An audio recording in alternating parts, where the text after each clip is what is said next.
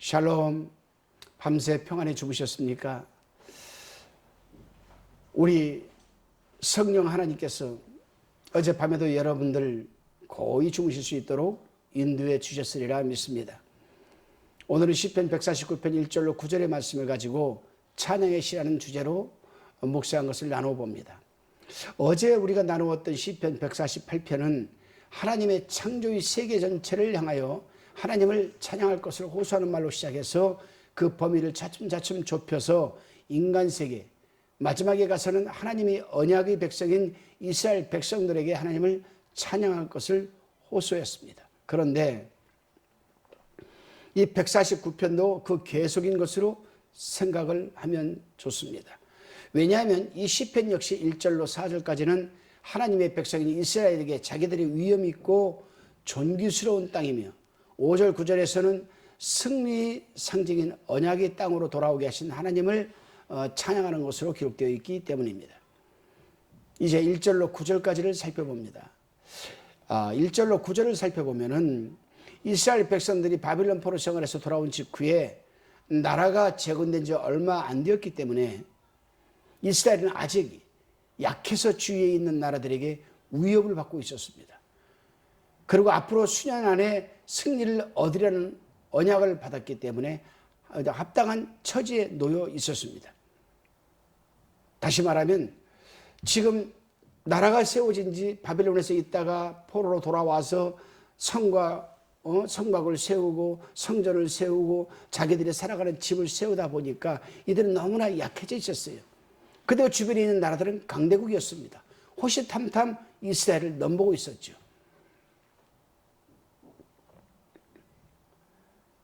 그런 상황에서 앞으로 수년 안에 승리할 것이다. 이런 언약을 받기에 합당한 처지를 지금 하나님한테 말씀하고 있는 겁니다. 본문 1절에 보면은 성도의 회중에서 찬양할지어다라고 했고 마지막 절에서는 영광은 그 모든 성도에게 있도다라고 지금 기록하고 있습니다. 이것은 하나님과 이스라엘 백성과의 친근하고 특별한 관계를 강조한 말입니다. 그렇습니다, 여러분. 이스라엘이 한 국가로서 존재하게 된 것은 분명 하나님이 하신 역사입니다. 그리고 하나님께서 친히 그들이 왕이 되셨습니다. 신정국가가 되게 하셨습니다. 신이 다스리는 정치. 이스라엘 백성이 권위와 존귀함을 얻게 된 것은 다 하나님께로부터 받은 바이니 그 밀접한 관계로 인하여 지금 즐거워하는 모습들입니다.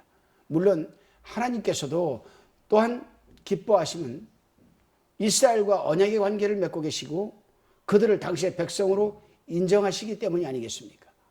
이에 대하여 히브리서 기자는 2장 11절에서 거룩하게 하시는 자와 거룩하게 함을 입은 자들이 다 하나에서 난지라. 그러므로 형제라 부르기를 부끄러워 아니하시니라라고 말하고 있는 것 아니겠습니까?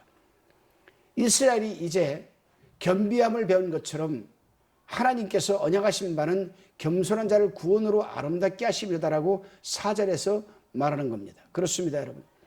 예수님께서도 산상수훈에서 겸손한 자에게 특별히 복이 있음을 말씀하셨습니다. 마태복음 5장 5절에 보게 되면은 온유한 자는 복이 있나니 저희가 땅을 기업으로 받을 것이요 라고 말씀하셨습니다. 분명히 하나님의 가장 귀중한 은혜는 그것을 받기에 합당한 만큼 온유한 자를 위해서 준비되어 있다는 겁니다. 왜냐하면 하나님께서는 자기 백성을 기뻐하시기 때문입니다. 여호와 이레, 언제든지 준비하고 계시는 하나님. 그 준비하고 계신 것을 우리가 왜 받아들이지 못하는가? 우리가 겸손하지 못하기 때문에, 믿음이 없기 때문에.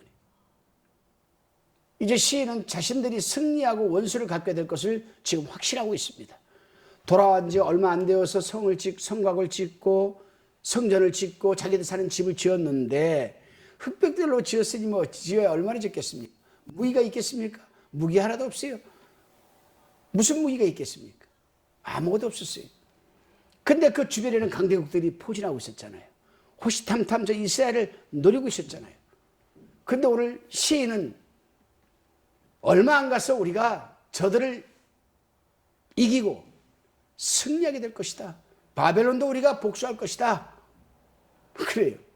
복수함을 강조함에 있어서 우리가 명심할 것은 하나님께서 복수는 내 것이라 그들이 실족할 그때에 갚으다라고 한 신명기 32장 35절에서 하신 말씀과 같이 사도 바울이 또 로마서 12장 19절에서 기록한 원수 갚는 것이 내게 있으니 내가 갚으리라고 주께서 말씀하시니이다.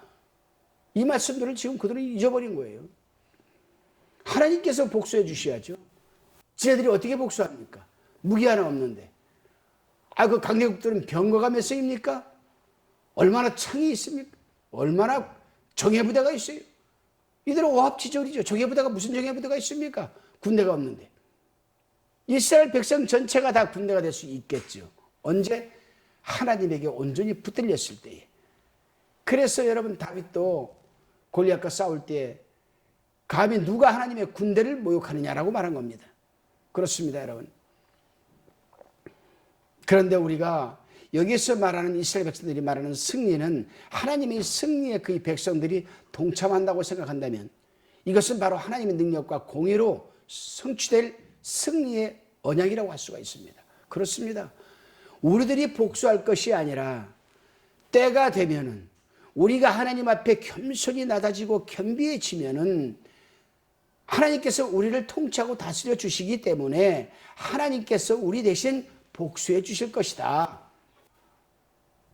하나님께서도 그렇게 언약을 하셨기 때문에. 그래요. 이스라엘 백성들이 승리의 그 기쁨을 만끽하기 위해서는 무엇보다도 하나님 앞에 겸비하고 겸손하고, 오늘날 우리도 마찬가지입니다. 유대인들이 한 민족으로서 오랜 역사를 두고 계속하여서 내려오는 것은 하나님의 능력과 섭리로만 설명될 수 있습니다.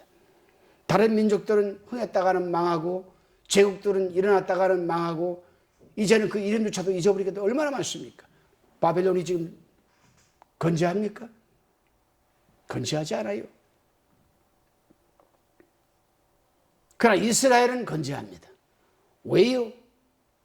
여전히 존속되어 있습니다. 이 역사적 사실, 유대 민족이 믿고 섬기는 하나님이 그들과 함께 하신다라는 사실로만 설명될 수가 있습니다. 이스라엘 백성들이 이스라엘 6.1 전쟁 치를 때 보십시오. 하나님이 존재하신다라는 것, 하나님이 지켜주신다라는 것, 하나님이 승리하게 해주셨다라는 것, 하나님의 언약의 하나님 없이는 6.1 전쟁이 설명될 수 있습니까? 설명될 수 없습니다. 그 작은, 우리나라 강원도 땅덩이보다도 작은 그 이스라엘 민족이 아랍 연합 그 군대들, 나라들을 어떻게 물칠 수가 있겠습니까? 6일 만에. 그 당시에 있었던 비결들을 제가 언젠가 말씀드렸습니다. 하나님이 살아계시지 않으면 불가능한 것이죠. 그렇습니다. 유대민족이 아직은 깨닫지 못하고 있지만 장차는 메시아 왕이 재림하셔서 완전한 승리를 거두어가지고 그 왕의 통치 밑에서 살게 될 날이 분명히 올 것임을 이 당시 시인은 믿고 있었던 거예요. 그때에는 그들과 우리가 다 함께 하나님의 구원의 기쁨을 누리며 살게 될 것이라고 말합니다. 그래요, 여러분. 하나님의 말씀은 진리입니다. 비진리가 아니에요. 진리는 어떠한 상황에서도 움직이지 않고 그 자리에 있는 게, 변함의 속성이 없는 게 진리 아니겠습니까? 그러나 비진리는 달라요. 시대의 조류에 따라서 변하고 움직이고, 명사 뒤에 오기도 하고 목적어 앞에도 오기도 하고 형용사 앞에도 오고 뒤에도 움직일 수 있는 게 비진리예요. 그러나 우리 하나님은 진리 그 자체이시기 때문에 오늘 우리에게도 이 말씀이 유효한 줄로 믿으시기를 바랍니다. 기도드리시겠습니다. 주님, 우리 하나님의 백성들이 살아가는 삶의 현장과 환경이 각자 다르더라도 할지라도 부하든 가난하든 유식하든 무식하든 모두가 겸손한 심령으로 살아가게 하여 주셔서 하나님의 특별한 인도하심과 또한 부어주시는 복을 충만히 누리게 하옵소서. 우리는 미워하는 자들로부터 핍박을 받고 복수심이 생긴다 할지라도 하나님께 겸손히 맡기는 사람이 되게 하여 주셔서 오히려 그들을 불쌍히 여기는 심령이 되게 하여 주옵소서. 예수님의 이름으로 기도드리옵나이다. 아멘.